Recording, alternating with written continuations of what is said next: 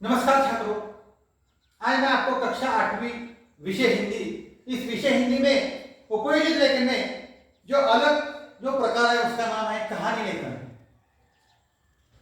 तो छात्रों, परीक्षा के लिए आपको कहानी लिखने के लिए कहा जाता है। कहानी के मुद्दों के आधार पर कहानी लिखनी पड़ती है। तो सबसे पहले कहानी के मुद्दों को अच्छी तरह से समझ लेना चाहिए, फिर रोचक ढंग से कहानी लिखने की शुरुआत करनी चाहिए। और एक महत्वपूर्ण बात यह है कि छात्रों, कहानी भूतकाल में लिखनी चाहिए। कहानी का एक अच्छा सा शीर्षक भी उसे देना चाहिए और अंत में कहानी से मिलने वाली सीख भी लिखनी चाहिए। नमूना के आधार पर मैं आपको कहानी कैसे लिखनी है इसके बारे में मैं आपको जानकारी देता हूं। कहानी पर आधारित प्रश्न कैसे होते हैं उसके बारे में मैं आपको जानकारी देता हूं। प्रश्न कैसे होता है, देखो छात्रों, एक किसान डैश उसकी पत्नी द्वारा धनी होने की कल्पना डैश परी के दर्शन डैश दो वरदान मांगने को कहना डैश किसान की पत्नी का लोभ डैश गहनों का शौक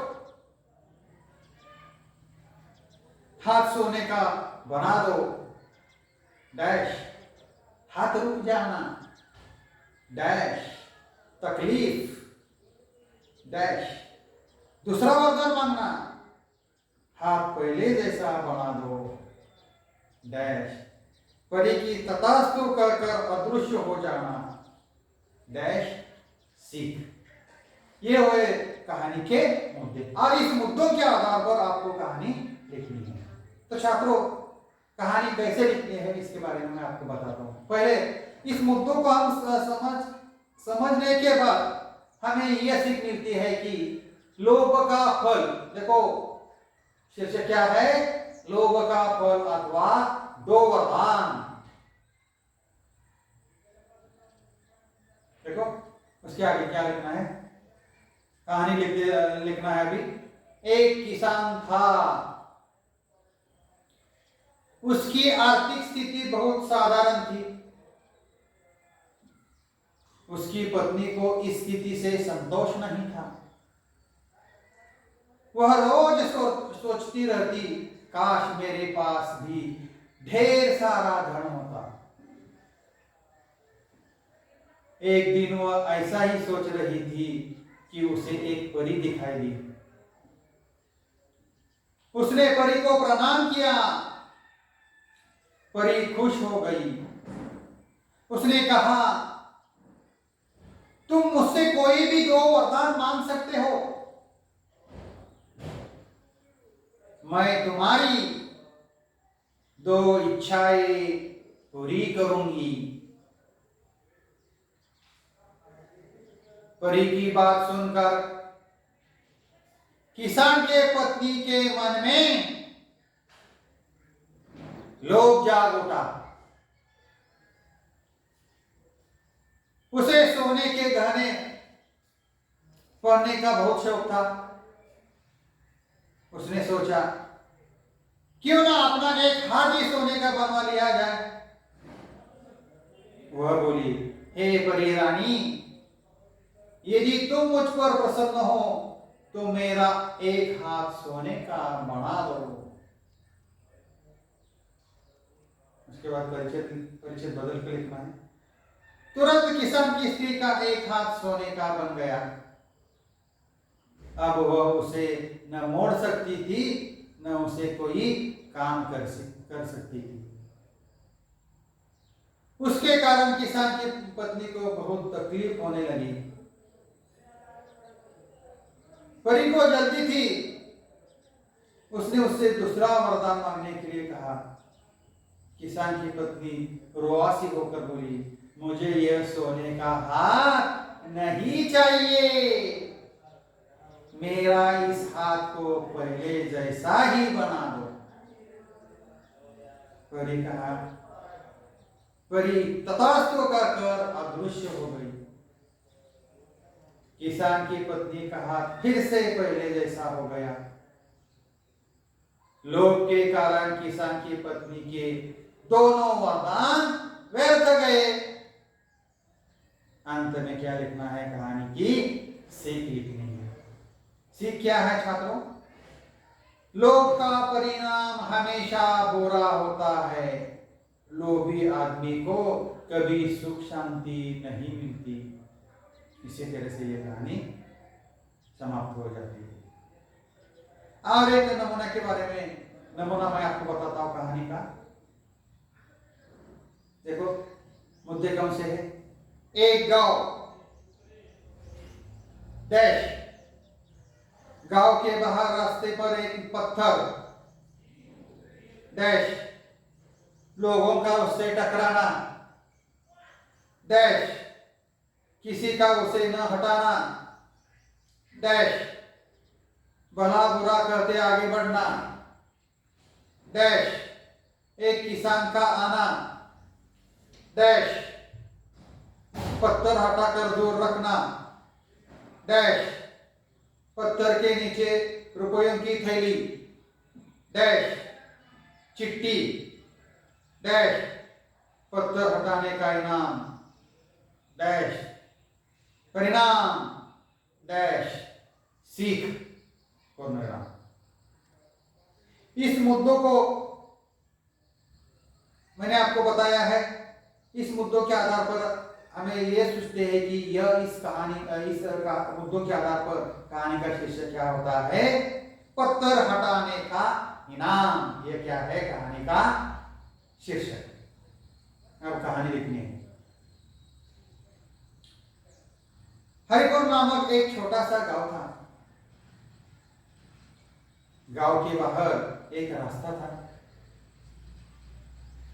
रास्ते के बीच में एक बड़ा सा पत्थर पड़ा हुआ था। उस रास्ते से कई लोग गुजरते थे। उनमें से कई लोगों को उस पत्थर की ठोकर लगी।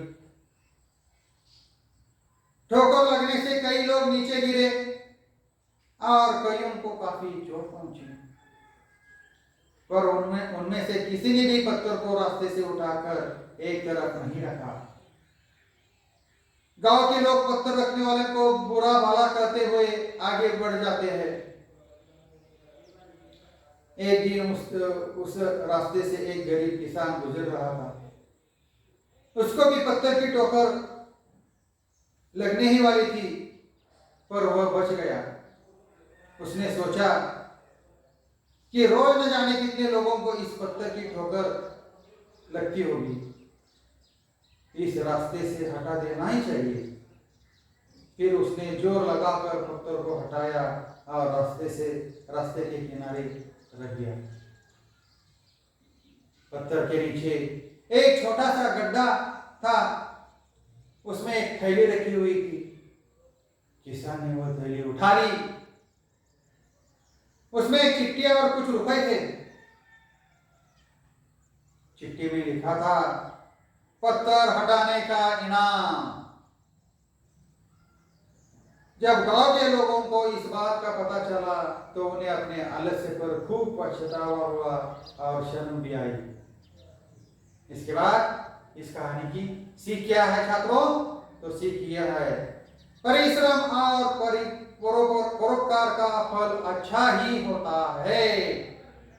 तो छात्रों, आज मैंने आपको कहानी के दो नमूने के बारे में बताया है और आज मैं आपको स्वाध्याय के लिए 2 कहानी देता हूं।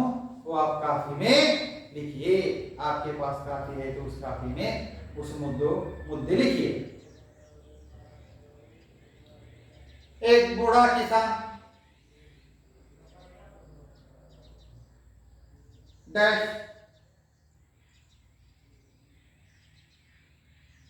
3 आलसी लड़के डैश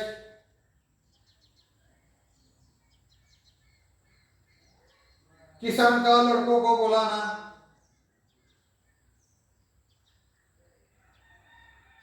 डैश अपने खेत में एक खजाना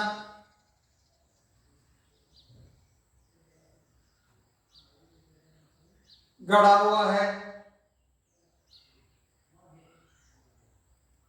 डैश किसान की मृत्यु डैश लड़कों का सारा खेत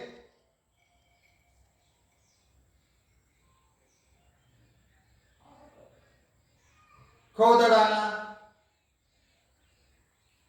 डैश वर्षा डैश अच्छी फसल डैश लड़कों को हर साल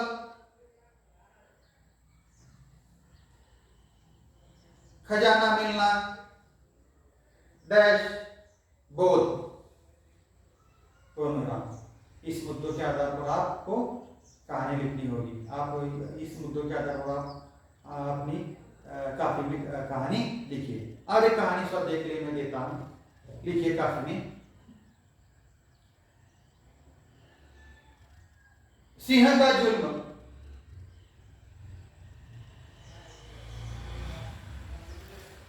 रोज अनेक सिंह का जुल्म डैश रोज अनेक पशुओं को खाना डैश पशुओं की सभा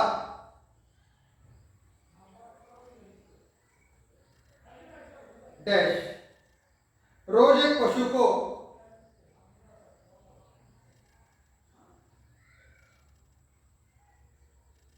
भोजन के रूप में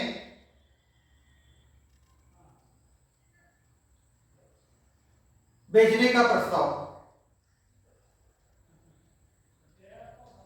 डैश सियार की बारी डैश सियार का चालाकी से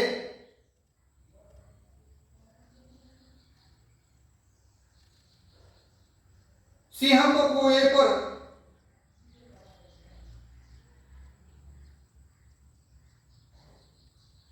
ले जाना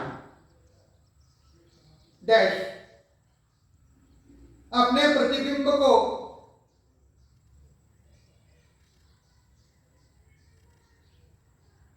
दूसरा सिंह समझना